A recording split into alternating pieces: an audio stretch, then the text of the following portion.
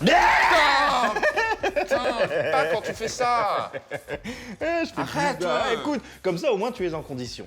Voilà, tu es préparé pour notre steak du mois dans le burger, c'est le gros dossier. Et cette fois-ci, on va vous parler d'une licence culte, la saga Resident Evil. Alors culte, oui, mais parfois malmenée, en jeu vidéo ainsi qu'au cinéma. Souvent très mal adapté, il faut bien le dire, et qui, hasard du calendrier, voit débarquer ce mois-ci, sur console et en salle, de nouveaux volets. Donc nous, on pose la question, on vous la pose à vous, on se la pose à nous, en 2017, est-ce qu'on peut encore, vraiment, sérieusement, avoir peur de Resident Evil? Et alors promis, c'est un sujet sérieux, garanti sans aucune blague.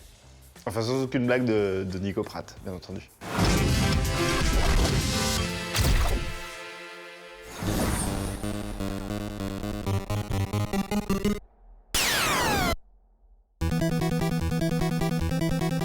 Même si de nombreux spécialistes remonteront les origines du genre survival horror à Sweet Home, un petit jeu bien anxiogène sorti sur Famicom en 89 au Japon,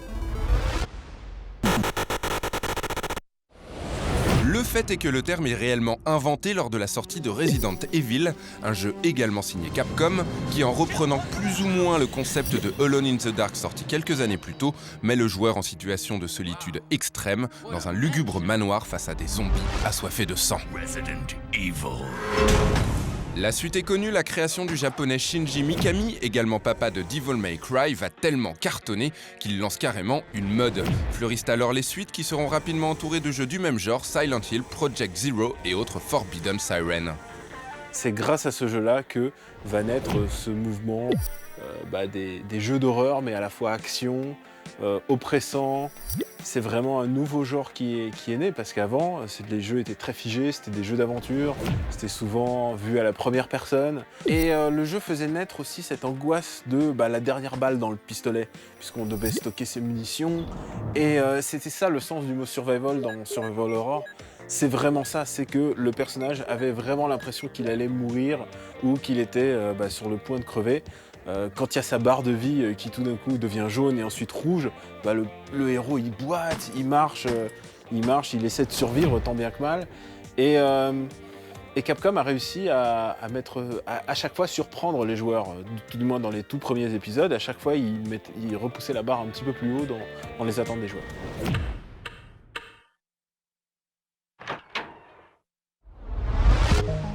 Si aujourd'hui les premiers Resident Evil accusent leur âge, il est indéniable qu'à l'époque, ils proposaient une expérience inédite et qui, jouait seul dans une ambiance propice, causait son lot de sueur froide. Ce ne fut malheureusement pas le cas de l'inévitable adaptation cinématographique qui sort en 2002. Resident Evil.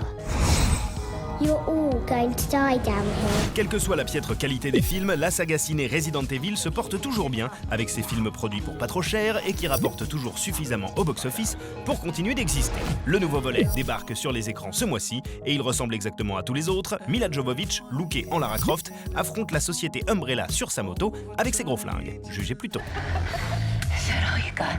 'Cause if it is, I'm gonna have to kill you.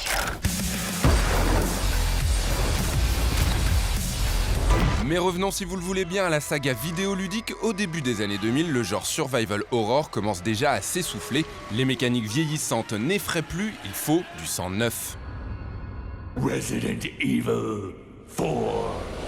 Ce coup de fouet, c'est Shinji Mikami, le créateur de la saga et donc du genre, qui va le donner avec Resident Evil 4. Mais avons-nous toujours affaire à un survival horror? C'est un jeu qui a révolutionné le genre. Et il n'a pas seulement révolutionné le survival horror, il a révolutionné le jeu vidéo tout court. C'est-à-dire que on peut clairement voir, à partir de ce jeu, un avant et un après. Les gens ont clairement vu l'intention. Évidemment, c'était moins basé sur l'horreur, moins basé sur ce qu'on appelle le jump scare, c'est-à-dire le fait d'effrayer les gens par hasard, d'effrayer les gens avec un grincement de porte ou un zombie qui déboule de n'importe où. C'est une autre démarche, c'est une autre manière de faire peur aux joueurs, de le mettre dans l'aventure. Et l'aventure, du coup, du 4e opus, elle est trépidante, ça s'arrête jamais, ça va à toute berzingue. Et c'est une autre démarche, complètement de l'éditeur qui s'est su se remettre en question à un moment crucial de la série. On pensait qu'ils étaient cuits à ce moment-là, Capcom. Et là, ils ont sorti le 4e opus. Voilà, c'était le jeu parfait au meilleur moment pour eux. Une réussite qui en inspire d'autres comme Left 4 Dead, Dead Rising ou encore le formidable premier épisode de la série Dead Space qui remet l'angoisse au centre du gameplay, le temps de quelques séquences mémorables.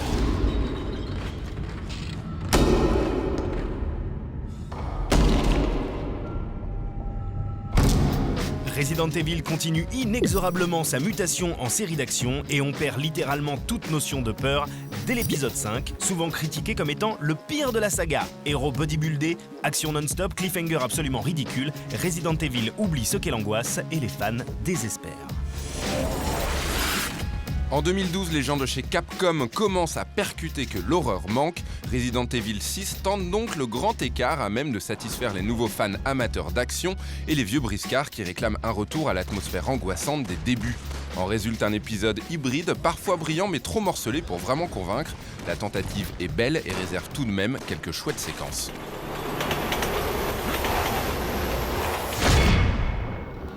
C'est finalement en 2015 que l'espoir ressurgit avec la présentation par Capcom à l'E3 d'une démo intitulée The Kitchen, dont il se dit qu'elle n'est autre que le premier aperçu de Resident Evil 7. Et à la surprise générale, tout est transformé. Les gens ont encore envie d'avoir peur et en plus on leur propose d'avoir peur avec le casque de réalité virtuelle. Donc oui, il y a vraiment une offre, c'est une offre risquée, c'est un pari vraiment audacieux. On ne sait pas si ça va marcher, si le public va répondre, mais en tout cas, au moins, ils auront tenté quelque chose, ils n'auront pas fait un truc un peu bateau comme le 6e épisode qui est très décrié.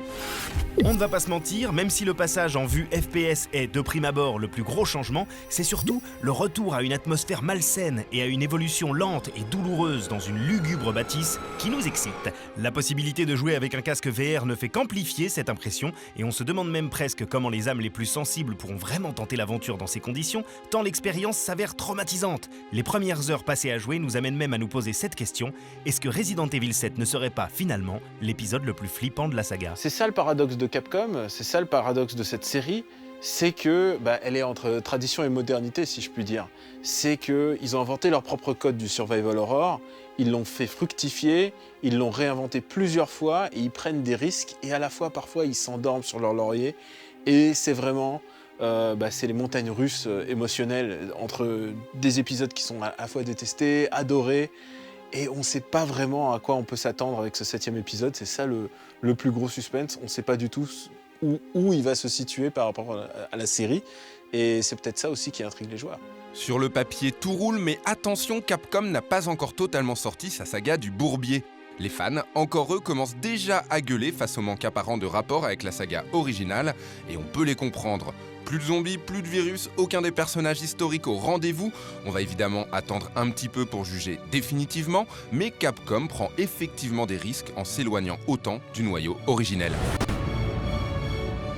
Pour Resident Evil, 2016 marquait les 20 ans de la saga, et Capcom n'est pas connu pour abandonner une licence capable de lui apporter de l'argent. Preuve en est, l'arrivée pour cette année d'un remake complet, promis et espéré depuis des lustres, celui de Resident Evil 2, le meilleur épisode de la série.